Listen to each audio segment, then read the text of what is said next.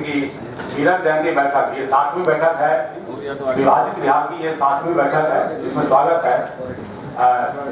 आज का कार्यक्रम शुरू करने से पहले मैं श्री अभिजीत दत्ता महाप्रबंधक स्टेट बैंक से आग्रह करेंगे कि वो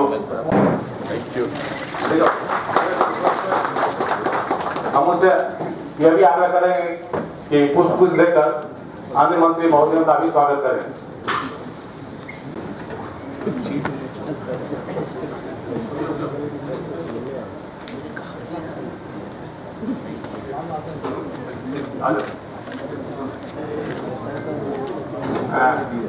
क्योंकि ये राष्ट्रीय बैंकर समिति का आग्रह करेंगे कि वो अंग वस्त्र से माननीय मुख्यमंत्री का सम्मान करें।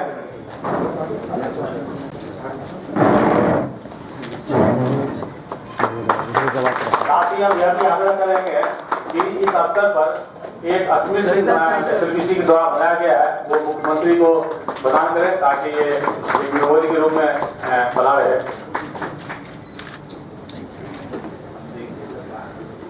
कि वो अपना अभिभाषण दें।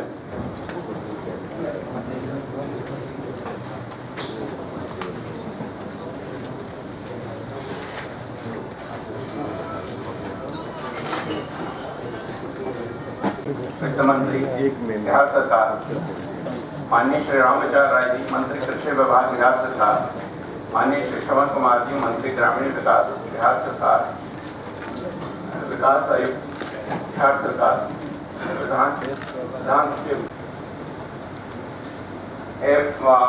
अन्य बैंकों और निकायों से आए हुए सभी वरिष्ठ अधिकारीगण, आप सभी का ये राज्य स्तरीय बैंकर समिति की 60वीं बैठक में मैं अपनी ओर से और राज्य स्तरीय बैंकर समिति की ओर से हार्दिक स्वागत। और इस कारण से यह एक विशेष SNBC बैठक हो जाती है।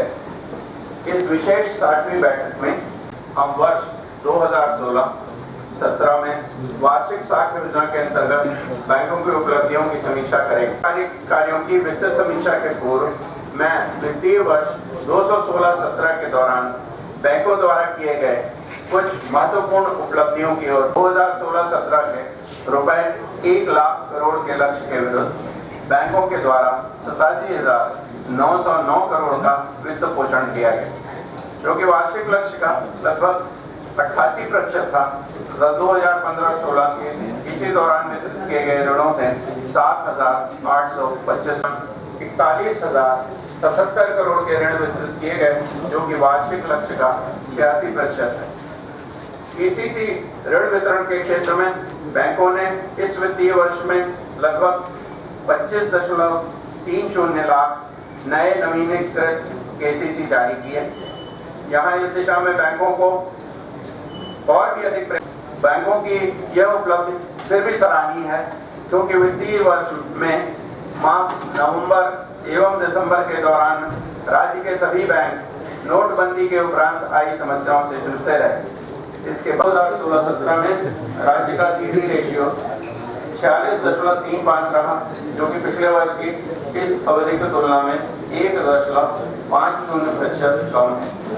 विदित हो कि नोटबंदी के उपरांत माह नवंबर एवं दिसंबर के दौरान राज्य के सभी बैंकों में जमा राशि करने की जरूरत है। मुझे विश्वास है कि सरकार के सहयोग से राज्य के बैंकों द्वारा औद्योगिक इकाइयों स्थापित करने तथा कृषि एवं कृषि आधारित उद्योग क्षेत्र में वित्त पोषण कर CD रेशियो में उत्तरोत्तर अधिक सुधार लाया जा सकेगा। गत वर्ष विभिन्न बैंकों की 183 शाखाएं खोली गई। इस दिशा में माननीय कृषि मंत्री श्री रामविचार राय जी, माननीय ग्रामीण विकास मंत्री श्री श्रवण कुमार जी, माननीय मंत्री नगर विकास एवं आवास विभाग के महेश्वर हजारी जी, बिहार सरकार के मुख्य सचिव श्री अनिल कुमार सिंह जी, विकास आयुक्त श्री सुशील सिन्हा जी, बिहार के पुलिस महानिदेशक श्री PK ठाकुर जी, पुलिस विभाग के प्रधान सचिव रविचंद्र जी,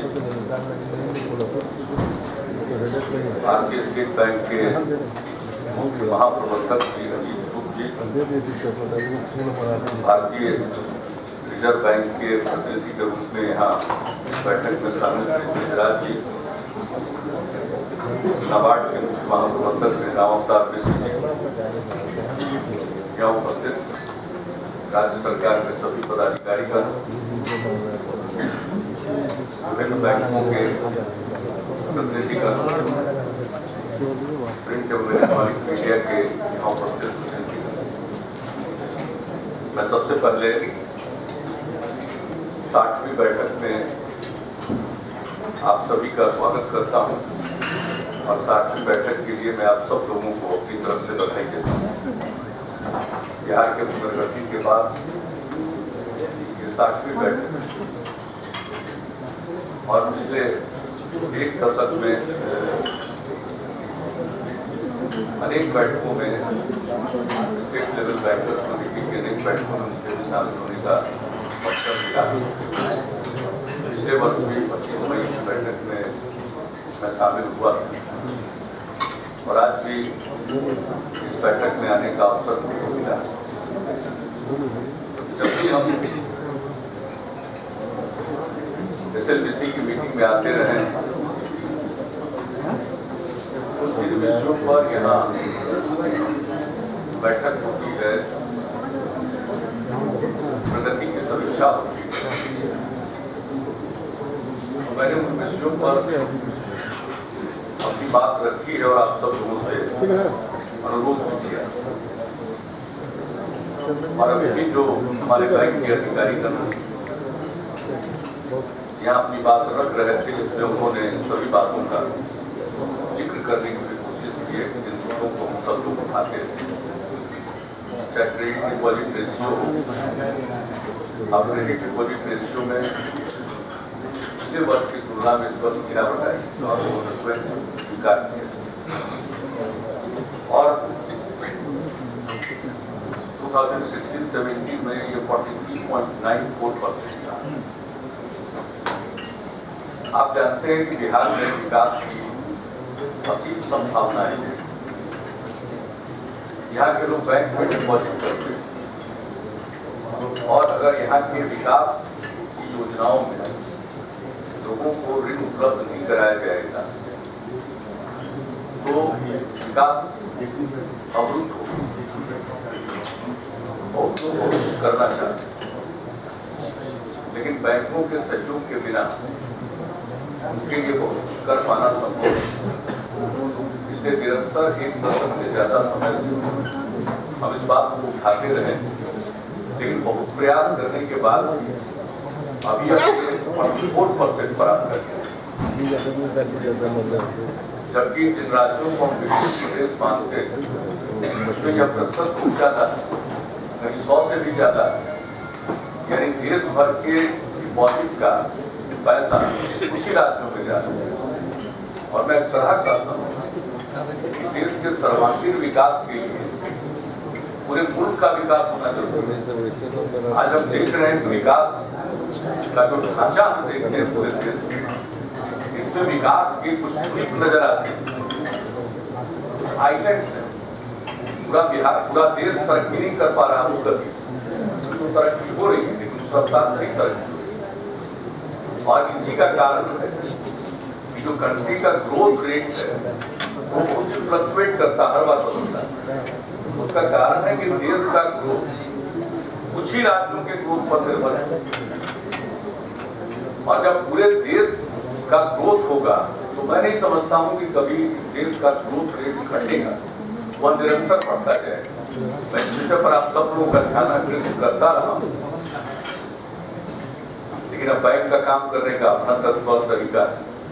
चाहे जितनी बात कह जाएगी अब बैंक क्या वरीय अधिकारी का जरा जब तक आप अपने नीचे के स्तर की फंक्शनिंग को नहीं सुधारेंगे तब तक अपेक्षित प्रगति नहीं होगी। अब एक आरटी जो ट्रांसफर होता है पैसे का, तो हम लोगों ने कहा कि भाई सीधे हम लोग अकाउंट में पैसा ट्रांसफर करें कोई स्कीमों में, तो पता चला साहब कि बैंक को भेज दिया गया। अब जो बैंक की शाखाएं हैं नीचे या बैंक के लोग उसको महीना महीना दिन तक बंद कर रखते हैं। इसका क्या मतलब, अगर आप बताइए कि हम ट्रांसफर करेंगे, पेंशन के मामले में ट्रांसफर करते हैं, सामाजिक सुरक्षा स्कीम के मामले में ट्रांसफर करते हैं, हम जो आपदा प्रबंधन में राहत देते हैं उसको ट्रांसफर करते हैं, अगर वो समय पर उनका पैसा उनको नहीं मिलेगा तो फिर पूरी प्रणाली ही आपकी बेकार साबित हो जाएगी। तो इन चीजों को आप लोगों को इंटरनल असेसमेंट करना, अगर पूरे देश में कोई स्कीम अकाउंट पे ट्रांसफर करने की स्कीम चलती है और उसको माना जाता है कि इसमें लीकेज की गुंजाइश नहीं, भ्रष्टाचार का संभावना नहीं, वैसी स्थिति में भी अगर ये जो प्रोसेस तय किया जाता है उसको अगर ससमय आप उसका अनुपालन नहीं करें तो फिर वो सब चीजें बेकार हो जाएंगी। और आप लोग तो पिक्चर में आते नहीं, सरकार अगर पैसा देती है नागरिकों को जिसको पैसा मिलना चाहिए और उनको अगर समय पर पैसा नहीं मिलता है तो वो आवाज उठाते हैं। ये चीजें मीडिया में आती है, ये खबर तो मीडिया में आ जाती है और इसको लेकर के हम लोगों को तकलीफ होती है कि जो पैसा ट्रांसफर कर दिया गया वो मिल क्यों नहीं रहा, तो पता चलता है कि साहब बैंक में मिलो, बाकी इस तरह का मिलो नहीं। आप आज इस विषय पर जरूर चर्चा करिए, आपकी एजेंडा आइटम में अफकोर्स नहीं हो, लेकिन बैंक की प्रणाली तो इन चीजों के बारे में आप लोगों को करना पड़ेगा गौर। एक जो दूसरी बात हम लोग कहना ये चाहते हैं कि भाई ये बैंक ब्रांच की बात है, तो जहाँ तक हमको याद है पिछले साल जब 25 मई को जहाँ तक संभवतः बैठक में आए थे उस बार जो बात हुई थी उसमें ये पता चला कि साहब 500 से ज्यादा बैंक ब्रांच खुले थे, लेकिन नहीं इस साल की बात मैं पिछले वर्ष की बात कर रहा हूँ, रिजर्व बैंक के अधिकारी। तो पिछले बार उसका अचीवमेंट था 300 में और इस बार आपका टारगेट है 1600 से भी ज्यादा खोलने का टारगेट, 1640 का टारगेट, लेकिन खुला है 183। रिजर्व बैंक का आदेश है कि 500 की आबादी पर आप बैंक ब्रांच हमने बार बार ये कहा है कि भाई 5000 की आबादी पर खोलने की आपकी योजना है, संख्या है, पूरी, लेकिन अगर आप 5000 की आबादी पर ही नहीं खोल पाते हैं तो कम से कम बिहार के प्रत्येक ग्राम पंचायत में तो एक बैंक ब्रांच होगी।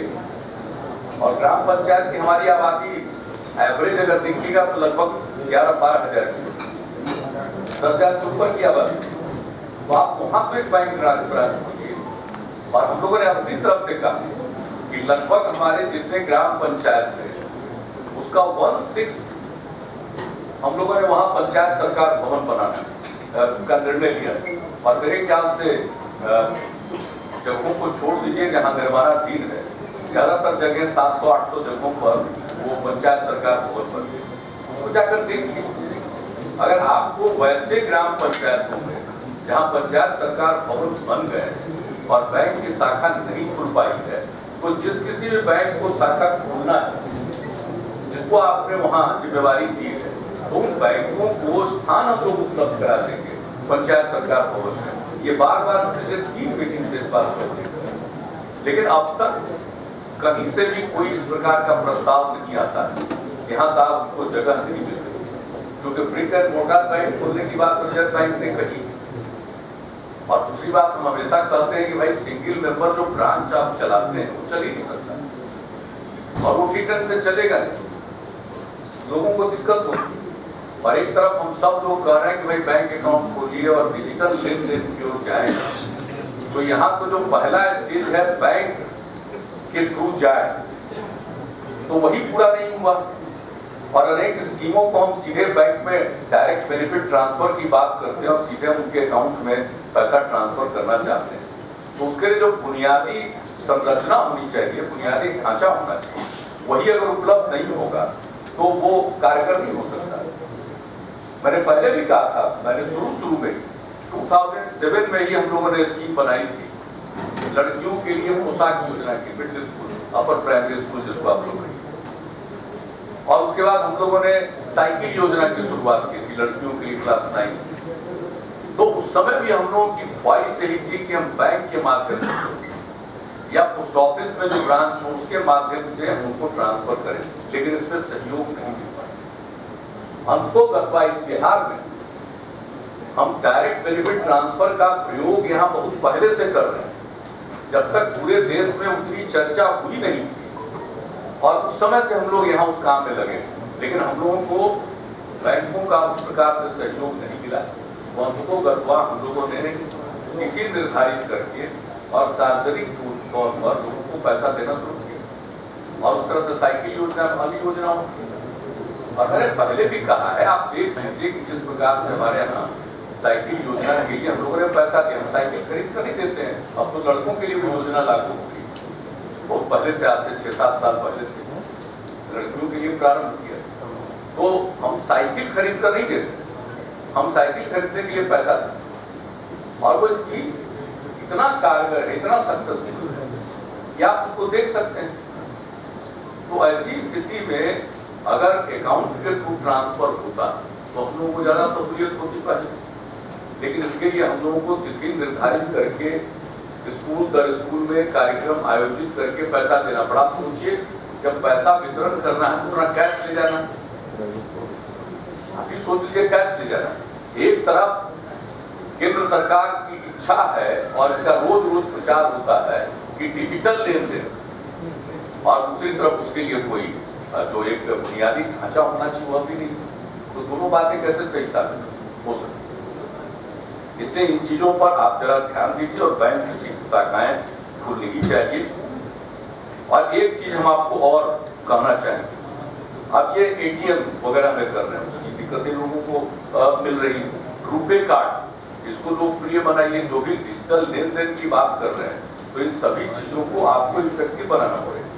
यहाँ वो प्रकार से इफेक्टिव नहीं।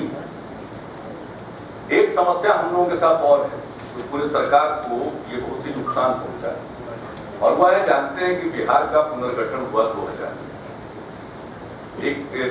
15 नवंबर से बिहार का पुनर्गठन हुआ 2000, और उसके बाद जो पेंशन की राशि, तो 15 नवंबर के पहले जो बिहार और झारखंड एक, यानी बिहार सरकार की नौकरी में जो लोग थे उनके पेंशन का मामला, और इसके बाद 15 नवंबर के बाद जब काटर का बंटवारा हो गया दोनों राज्यों के बीच में, कौन किस राज्य की सेवा में, वह हो गया, तो अब झारखंड के जो पेंशन भोगी हैं, जो पुनर्गठन हुआ उसके बाद जो रिटायर करते हैं उनका जो पेंशन का भुगतान है, और फिर जो बिहार सरकार से जो रिटायर करते हैं उनके पेंशन का भुगतान, अभी भी ये क्लैरिटी नहीं, बार बार कहने के बाद भी, और बिहार सरकार को चूना लग रहा है। सीएजी ने भी अपनी रिपोर्ट दी और सीएजी ने भी इस पर एतराज प्रकट किया। आज तक बैंकों के द्वारा वो क्लैरिटी नहीं है 15 नवंबर के पहले और 15 नवंबर के बाद। अब 15 नवंबर के बाद तो जिस राज्य का जो है, 15 नवंबर के पहले बिहार सरकार का, ये बिहार और झारखंड के बीच में यह एक प्रश्न है कि भाई कितना बिहार सरकार देगी, कितना झारखंड सरकार देगी, आपका विषय नहीं।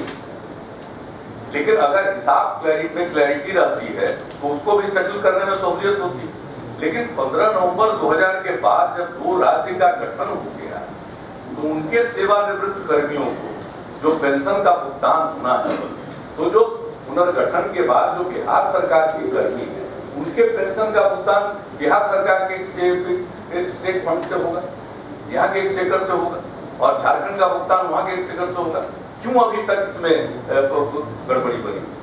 अगर इन चीजों को बैठकर स्टेट बैंक को, रिजर्व बैंक को और जितने हमारे प्रमुख बैंक हैं उनको देखना पड़ेगा।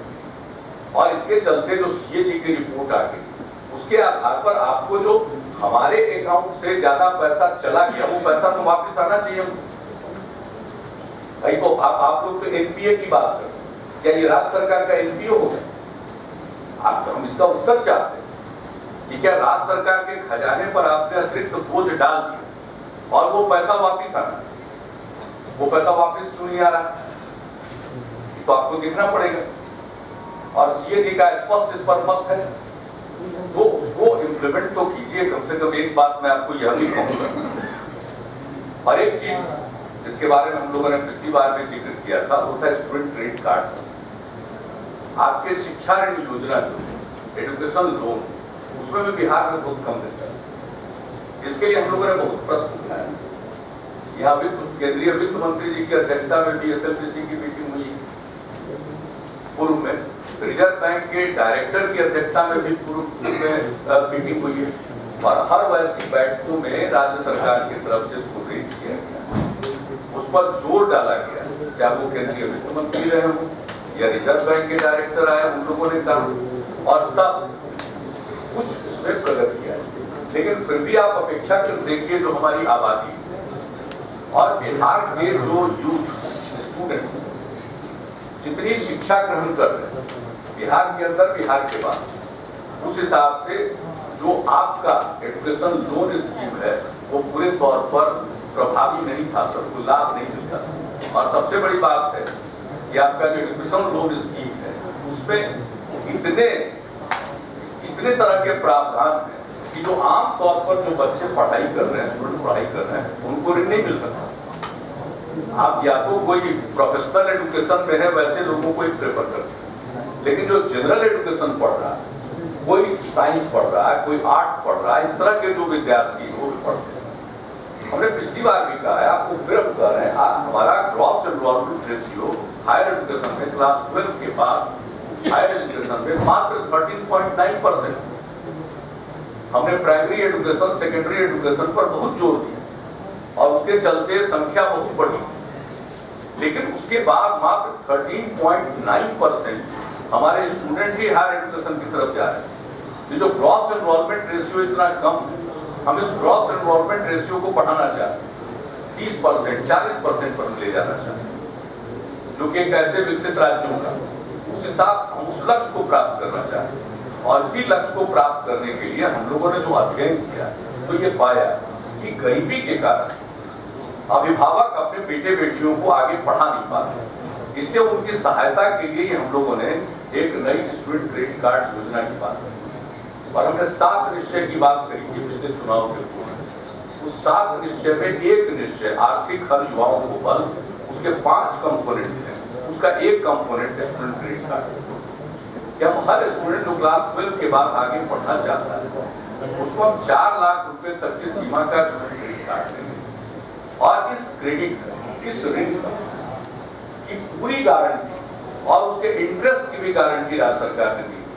आप जानते हैं, आप सब लोग शामिल रहे, एक बार नहीं, वित्त विभाग, शिक्षा विभाग, कई बार मुख्य सचिव के स्तर पर, कई बार हमारे विकास आयुक्त के स्तर पर बैंकों के साथ बैठे हूं, और उसमें निरंतर इस सवाल को उठाया जाता रहा।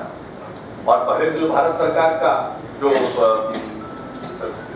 एजुकेशन क्रेडिट योजना जो है, एजुकेशन लोन स्कीम जो है, उसके अंतर्गत ही हम लोग चाहते थे, और उसमें भारत सरकार का जो HRD का उच्च शिक्षा विभाग है वह उसमें 75% आपको इस बात की गारंटी देता, एश्योरेंस देता था, एक तरह से इंश्योर करता था आपको। तो हमने सोचा कि 75% वो दे रहा, 25% हम लोग दे देंगे। तब तो बात आ गई कि नहीं, आप दे ही नहीं सकते, इससे अधिक कोई दूसरा नहीं दे सकता। इसके लिए हम लोगों ने भारत सरकार के हर स्तर पर मंत्री, वित्त मंत्री से लेकर सब लोगों से चर्चा की, और जब 2 महीना का समय हम लोगों का बर्बाद हो रहा था तो हमने अपने स्तर पर मीटिंग बुलाई। हमने कहा भूल जाइए, हम टोटल देंगे गारंटी। और फिर आप लोगों ने ही कहा कि नहीं साहब, हमारे इंटरेस्ट की भी गारंटी होनी चाहिए, तो ऑलमोस्ट 100 रुपया दीजिएगा तो 160 रुपए की गारंटी राज्य सरकार दी। अब इससे अधिक और क्या चाहिए? तो उसके लिए अनेकों बार मीटिंग हुई। भाई, बैंक के शाखा में क्यों आप स्टूडेंट को दौड़ दौड़ करके बुलाना चाहते? अंत में बात आई कि एक बार तो आना ही पड़ेगा, हमारी जो स्कीम है उसमें एक बार ठीक है चला जाएगा, मत्था टेक लेगा, आपके हम मत्था टेक के चला है, कोई मतलब नहीं। राज्य सरकार एक एक चीज की गारंटी दे रही है, आपका जो फॉर्मेट है उसमें भर रहे हैं, और एक एक चीज के लिए हम लोगों ने डिस्ट्रिक्ट लेवल पर डिस्ट्रिक्ट DRCC खोला, district registration and counselling centre. अब जो भी बैंक में रहे होंगे कभी जाकर देख लीजिए, पटना में आए, यहाँ का पटना का ही देख लीजिए DRCC किस तरह से फंक्शनल है। 500-700 लोग पे आराम से बैठ सकते हैं, इंतजार कर सकते हैं। काउंटर्स हैं, लोग जाते हैं, अपने एप्लीकेशन को देते हैं, 15-20 मिनट में एक एक एप्लीकेशन का डिटेल देख करके उसको ठीक करके उसके एप्लीकेशन को लिया जाता है। लोग बैठे हुए, इसके अलावा हम लोग उनकी काउंसलिंग करवा रहे हैं, कॉलेजेस में डीआरसीसी में बुलाकर, सेक्टर पर बुलाकर काउंसलिंग कर रहे हैं, सारा काम कर रहे हैं। आप लोगों ने उसका पैन कार्ड की बात की, भाई उसका कहा कि इसके गार्जियन का पैन कार्ड होना चाहिए, न जाने इतनी शर्तें आप लोग लगा देते हैं कि भाई पढ़े लिखे लोगों के और संपन्न लोगों के परिवार के लोग पढ़ जाएं, लेकिन गरीब घरों के लोग नहीं पढ़ पाए। ये तो आपको पूरे बैंकिंग सिस्टम के बारे में सोचना पड़ेगा। कि जिस चीज के लिए हम गारंटी दे रहे हैं वो आपका एनपीए नहीं बनेगा, हम गारंटी दे रहे हैं, हमारे स्टूडेंट आएंगे, लेकिन इतना कॉम्प्लिकेटेड है, उसको कुछ सरल बनाया गया। लेकिन इसके बाद भी जो हम लोग सब देख करके भेज देते हैं बैंकों में, बैंकों में क्यों पड़ा, ये देखने वाली बात। अब जब सब चीजों को देखकर बैंक में चला गया और जो स्टूडेंट है वो आपके दरवाजे पर मत्था टेक आया, हम तो इसको मत्था टेकना इसलिए कहते हैं, मतलब तो कुछ है नहीं। ये कौन सा रूल आप लोगों ने बनाया हुआ, कौन सा रूल बनाया हुआ? स्टेट गवर्नमेंट से ज्यादा बड़ी एजेंसी के बैंकों के पास है क्या किसी को पहचान करने की? हमारे प्रश्न है आप लोगों के सामने। यह कारण तकनीकी प्रश्नों को घुसेड़ करके एक सहज और विकास की अच्छी योजना, अगर शिक्षा का विकास नहीं होगा तो विकास क्या होगा? उस विकास का मतलब क्या है? सब कुछ करते हैं तो भाई अपने यहाँ उसको क्यों बुलाते हैं और फिर उसको टहलाते क्यों? हमको तो गारंटी मिली थी कि भाई इन लोगों के रूल है। हमारे प्रधान सचिव मित्र ने कहा कि साहब एक बार तो जाना पड़ेगा, तो बड़ा दुखी होकर के हमने इन लोगों को भी कहा था कि मत्था टेकने जाएगा। वैसे चलो एक बार चला गया कोई बात नहीं, फिर उसको क्यों टहला रहे साहब? पूरी पैसा उसको क्रेडिट मिलना शुरू हो रहा। अभी ये बहुत प्रचारित नहीं हुआ, हम लोग कोशिश कर रहे हैं और बैंकों का भी काम है। कल ही महामहिम राज्यपाल महोदय ने जो कुलाधिपति भी हमारे, उन्होंने सारे वाइस चांसलर, 17 वाइस चांसलर की कल मीटिंग बुलाई थी, उसमें भी हम लोगों ने सबको कहा आप भी इस चीज को प्रचारित करें। अभी ये चीजें ढंग से लोगों के मन में बैठी नहीं, लेकिन फिर भी स्टूडेंट्स आना शुरू। कई जगहों पर तो हम जब निरीक्षण करने गए हैं तो हमने देखा कि नहीं आज स्टूडेंट क्रेडिट कार्ड इनका फाइनलाइज हो चुका है और बैंक का भी सैंक्शन हुआ, उसको क्रेडिट कार्ड हैंड ओवर कर रहे थे मेरे साथ। तो मेरा आग्रह है, ये तो पिछले साल मिड सेशन में हम लोगों ने शुरू कर दिया था और कोई भी नई चीज शुरू की जाती है तो कई प्रकार की कठिनाइयां आती है और इसके लिए पूरे बिहार की हमने यात्रा की और सब कुछ देखा कहाँ क्या होना चाहिए और बीच यात्रा के क्रम में भी हमने सुझाव दिया और उसी का कारण है कि सब लोगों को अवेयर करने की और लोगों को इन चीजों से अवगत कराने की और मन में किसी प्रकार की भी आशंका उसको दूर करने के लिए ये काम हमारे यहाँ चल रहा है हर जगह। और वाइस चांसलर तो वाइस चांसलर से अनुरोध किया है कि आप भी अपने यूनिवर्सिटीज में पूरे तौर पर स्टूडेंट के बीच में इसको प्रचार करें। और हमारी स्कीम क्या है, 12 के बाद कहीं पढ़ना चाहेगा तो पढ़ सकता है, अगर सिंपल ग्रेजुएट भी बनना चाहता है तो बने, अगर पैसा नहीं तो क्यों वो नहीं पढ़ पा रहा। हमने देखा है और मेरा अनुभव है, हमारे लड़कियां पहले मिडिल स्कूल में भी नहीं जा पाती थी, अपर प्राइमरी स्कूल में, उसका कारण था गरीबी। माता पिता बेटियों को 6 साल 6वें क्लास में पहुंचने पर उसकी आयु ऐसी होती थी कि उसके लिए ठीक ठाक कपड़ा देना पड़ता, वो नहीं दे पाते थे, बेटियों को स्कूल भेजना बंद कर दिया। जब हम लोगों ने लड़कियों के लिए पोशाक योजना की शुरुआत कर दी, लड़कियों की संख्या बढ़ गई, साइकिल योजना शुरू हुई, लड़कियों की संख्या बढ़ गई। और आज आपको मालूम है हमारे यहाँ बॉयज और गर्ल्स का जो रेशियो है, इस साल जो मैट्रिक की परीक्षा हुई 49% लड़कियां, और जो सेक्स रेशियो हमारा है उसके हिसाब से देखिए तो लड़कियों का अनुपात और बढ़ गया लड़कों की तुलना में। अगर आप पूरे सेक्स रेशियो को उसको अकाउंट फॉर कीजिएगा तब तो लड़कियों की संख्या बढ़ गई अनुपातिक दृष्टिकोण से। तो ये स्कीम्स के चलते ये स्थिति आ रही है। और अगर इसी प्रकार से स्टूडेंट क्रेडिट कार्ड अभी टेक ऑफ करने की स्थिति, ये पूरे तौर पर अगर टेक ऑफ करेगा, और तो रिजर्व बैंक के हमारे क्षेत्रीय निदेशक आए थे मिलने के लिए, हमको उन्होंने कहा था कि आज उनको मुंबई या कहीं जाना, तो जब हमने कहा कि भाई ऐसी स्कीम चल रही है, he was not aware, उनको मालूम नहीं, तो फिर कहा कि हम अपने स्तर पर मीटिंग करते हैं। मीटिंग क्या होगा इसका जिक्र ये कर रहे थे, तो उसके उसके बाद जब तक कि बैंक के लोग अपनी जवाबदेही समझिएगा, मेरा एक ही दरख्वास्त है इस स्टेट लेवल बैंकर्स कमेटी की मीटिंग में, स्टूडेंट क्रेडिट कार्ड योजना में आप उसको टाल मटोल मत करिए, ये बहुत गलत है। हम लोग कुछ सोच समझ करके इस योजना को लागू करना चाह रहे हैं। वैसे अपने बिहार में हमारे यहाँ लोगों की प्रवृत्ति, आम लोगों की प्रवृत्ति ऋण वगैरह लेने की नहीं होती। कुछ लोग जो सक्षम लोग हैं वो ऋण लेने में वो जानते हैं ऋण लेना देना क्या होता है, उनको एनपीए वगैरह की भी जानकारी रहती है। तो लेकिन जो आम लोग होते हैं ना, उनको ऋण लेने में बड़ी कठिनाई होती है, वो दूर भागते हैं। तो उनको तो धीरे धीरे समझाया जा रहा है, उनको समझाने की कोशिश कर रहे हैं कि ऋण हम गारंटी दे और इसमें बैंकों का कोई नुकसान नहीं होने वाला है। तो प्लीज ये रिक्वेस्ट हम पिछली बार भी कहे थे, लेकिन उस समय तो शुरू होने वाला था। 2 अक्टूबर से बापू की जयंती से तुम लोगों ने प्रारंभ कर दिया, तो आप कम से कम इतना तो कीजिए कि हम लोगों को एक खुशी हो सके, कम से कम आपके फंक्शनिंग और सिक्योरिटी आदि के बारे में तो हम पिछली बार भी बात। अभी भी आपका बहुत सा बैंक का मैनेजर जो पैसा यहाँ से वहाँ जाता है बताता नहीं, बेहतर नहीं। कोई इंसिडेंट होता है तो ऐसा मत समझिए, हम भी सवाल जवाब करते हैं, हमारे डीजीपी बैठे हुए, ऐसा हुआ कैसे, क्या हुआ, चिंता होती है। इतना थोक भाव से पैसा लेकर कोई लूट ले, ये हम लोगों को खुद ऐसा लगता है कि चुनौती, लेकिन पता चलता है कि साहब और भी नहीं करता है तो उसका है ही नहीं। तो हमने पिछली बार भी कहा था कि आप जो प्राइवेट सिक्योरिटी गार्ड्स वगैरह रखते हैं उसका भी जरूर असेसमेंट कर लीजिए। लेकिन आज आप लोगों ने फिर से करेंसी चेस्ट के बारे में कहा, जिसकी संख्या 136 है। हमने पिछली बार भी कहा था कि अब स्टेट इंडस्ट्रियल सिक्योरिटी फोर्स का गठन करने जा रहे हैं, जिसके 2 बटालियन के गठन के लिए सारी मंजूरी दी जा चुकी है और उसका नोटिफिकेशन भी हो रहा है। और इसका 2 बटालियन में एक का मुख्यालय बेगूसराय रहेगा और एक का मुख्यालय डुमरांव में रहेगा। ये सब कुछ तय हो गया है और ये जो दोनों बटालियन का गठन का निर्णय हो चुका है, सब कुछ उसकी जो तकनीकी प्रक्रियाएं हैं पूरी की जा चुकी है। और उस बटालियन के माध्यम से हम लोग आपको जो भी जहाँ आपके करेंसी चेस्ट है वहाँ मदद कर सकते हैं, अन्य जगहों पर मदद कर सकते हैं। लेकिन सबसे बड़ी बात है कि जरा इंटरनल पे देखिए, नोटबंदी पर तो मत खेल रहा, हम तो नोटबंदी के समर्थन करते, हमारे बैठे हुए कई मंत्री होंगे वो खिलाफ करते, तो ये तो अपनी अपनी राय होती है, लेकिन हम तो उसके हिमायती थे।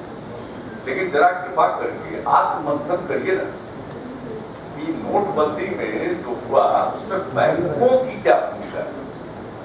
मैं तो नहीं जानता हूँ, भारत सरकार की तरफ से कुछ आता नहीं, लेकिन ग्राउंड रियलिटीज को देखते हुए असेस करते हम लोग स्टेट में, तो स्टेट में ग्राउंड रियलिटीज को हम लोग देखते हैं। तो इसे देखिए, बैंकों की भूमिका बड़ी देश के ग्रोथ में, डेवलपमेंट। सिर्फ नौकरी करिएगा तो बात अलग, लेकिन बैंक की सेवा एक अलग किस्म की सेवा है। अगर पुलिस की सेवा वाले लोग सोचें कि हम तो नौकरी कर रहे हैं, तो कितना किस तरह का इंसिडेंट हो जाता है। थोड़ी बहुत भी अगर वो त्रुटि करे, गलती करे या कानून ने उसको कुछ अधिकार दिया उसका उपयोग करे, तो कैसी अनर्थकारी घटनाएं। जिस तरह से आपके पास ताकत है, देश की इकोनॉमी को चुस्त और दुरुस्त करने में आपकी एक अहम भूमिका है। अगर आप उसको हम नौकरी कर रहे हैं सोच करके सिर्फ चलिएगा, तो मैं नहीं समझता हूँ कि ये नेशनल इंटरेस्ट में है और आप देश सेवा में नहीं और आत्म सेवा भी। हम नहीं जानते हैं कि कोई अगर काम ठीक से नहीं करता, उसकी आत्मा क्या उसको आत्मसंतुष्ट रहता होगा। लेकिन तरह तरह के लोग होते हैं, विभिन्न मानसिकता के लोग होते हैं, लेकिन जरूरत है उसका ओरिएंटेशन करना। तो मैं तो यही आग्रह करूंगा, मेरा विनम्र निवेदन है, मैं हर बार यही करता हूँ। और आप बिहार के एसएलपीसी मीटिंग में आप सब 60वीं मीटिंग है, कम से कम आपको कुछ तय कर लीजिए, संकल्प ले लीजिए कि नहीं साहब, हम डेवलपमेंट के लिए और ग्रोथ के लिए जो हमारी अपनी भूमिका है उसको हम पूरे तौर पर निभाने की कोशिश करेंगे। तो बहुत बड़ा योगदान होगा ग्रोथ में और डेवलपमेंट। यहाँ के लोग भले लोग, लेकिन फिर भी अगर कोई आपका पैसा बचा लिया है तो हम लोग तो आपको पूरी मदद करने को तैयार हैं। हम लोगों की तरफ से तो कोई किसी प्रकार की दिक्कत नहीं। वो हम लोगों से जो सहयोग चाहिए हम लोग देने को तैयार हैं, लेकिन आपकी तरफ से होना चाहिए। वन वे ट्रैफिक नहीं होना चाहिए, ऐसा नहीं होना चाहिए मीटिंग हो रही। अब आप ही सोच लीजिए कि 1640 में 183 ही खोल पाए, 183 बैंक ब्रांच। आखिरकार इसको कब इम्प्रूव करें?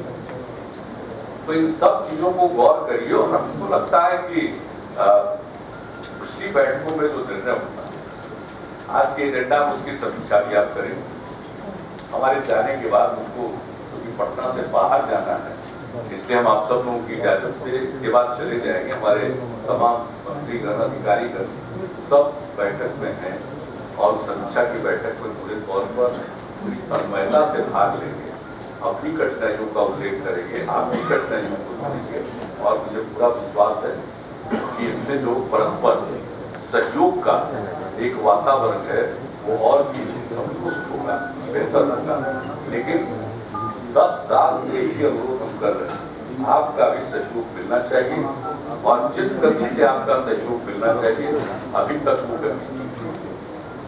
जिस दिन बैंकों का सहयोग राज्य को मिलने लगेगा और दिख जाएगा तो बिना सारी कठिनाइयों के बाद भी हमारा डबल डिजिट ग्रोथ रेट और जीएसटी के बाद तो उनको पूरा भरोसा कि हम और आगे बढ़े। और जीएसटी के पक्षधर हम आज से नहीं, जब से जीएसटी आया है तभी से हम पक्षधर हैं, तो और आगे बढ़े। लेकिन अगर आप जो इसमें कुछ कायदे से योगदान दे देते, ढंग से योगदान कर देते, ये ग्रोथ रेट और बढ़ जाता और ये ग्रोथ रेट स्थायी होता। और मुझको पूरा विश्वास है कि आज हमारा पॉपुलेशन है कंट्री के पॉपुलेशन का 8.2%, लेकिन कंट्री के जीडीपी में हमारा कंट्रीब्यूशन 3.2% लास्ट ईयर है। हम तो इसको 8% के ऊपर ले जाना चाहते हैं, कंट्री के जीडीपी में अपना योगदान करना चाहते हैं। तो इन सभी कार्यों में आपका सहयोग है। और सोशल रिफॉर्म्स के सारे काम हमारे यहाँ हो रहे हैं। लोगों को लग रहा था कि शराब बंद करने से जो इनकम है, रेवेन्यू में बड़ी कमी आएगी। और पिछले साल और इस साल का ये नोटबंदी के बाद जो रजिस्ट्रेशन और जो लोकल व्यापार है उस पर कुछ असर पड़ा, बावजूद उसके पिछले साल के रेवेन्यू अर्निंग में टैक्स कलेक्शन राज्य के द्वारा जो कलेक्शन होता है उसमें कोई ज्यादा फर्क नहीं है। अब जीएसटी इंट्रोड्यूस हो रहा है तो शुरू के कुछ महीनों में अभी कोई एक ऐसी स्थिति है कि हर आदमी सोच रहा है कि अब कहाँ हम बैठ कर रहे, अब तो जीएसटी आने वाला है, इस तरह की बात है।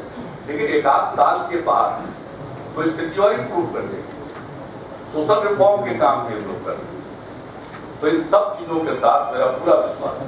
और उसी सोशल रिफॉर्म में विमेन एम्पावरमेंट के क्षेत्र में हम लोगों की एक बड़ी सशक्त योजना self help group, self help group के मामले में बिहार सबसे पीछे था, लेकिन हम लोगों ने देर से ही सही लेकिन इतने दुरुस्त ढंग से सेल्फ हेल्प ग्रुप कि ये मॉडल देश का सबसे अच्छा मॉडल बना, जहाँ पे कुछ ब्लॉक में कुछ जिलों के कुछ ब्लॉक्स में शुरू किया। अब पूरे बिहार में अब 6 लाख के करीब सेल्फ हेल्प ग्रुप, कितना 6 लाख के करीब सेल्फ हेल्प ग्रुप का उनका लक्ष्य 10 लाख है। अब इसके माध्यम से इतना काम हो रहा है। और जानिए जब सेल्फ हेल्प ग्रुप के साथ जब इंटरेक्ट करते हैं फील्ड विजिट में तो मुझको ये जानकर इतना आश्चर्य होता है कि जिनको पढ़ने का जिनको अवसर नहीं मिला महिलाओं को, लेकिन बैंक आदि के बारे में सब कुछ जान रहे। समझिए सेल्फ हेल्प ग्रुप एक बहुत बड़ी चीज है और विमेन एम्पावरमेंट में अपवर्ड डेवलपमेंट में एक बहुत बड़ी भूमिका निभाती है। इसलिए हम आपसे आग्रह करेंगे, अभी भी गैप है, आपको जो फाइनेंस करना है जो टारगेट करते हैं कि सेल्फ हेल्प ग्रुप को हमको करना है, उसमें अभी भी गैप, ये गैप को खत्म करिए, मेरा ये आखिरी आग्रह है। और इन शब्दों के साथ आप सबको फिर अपनी शुभकामनाएं देते हुए इस उम्मीद के साथ चलिए थोड़ा ही सही उसको आगे जरूर बढ़ेंगे। बहुत बहुत धन्यवाद।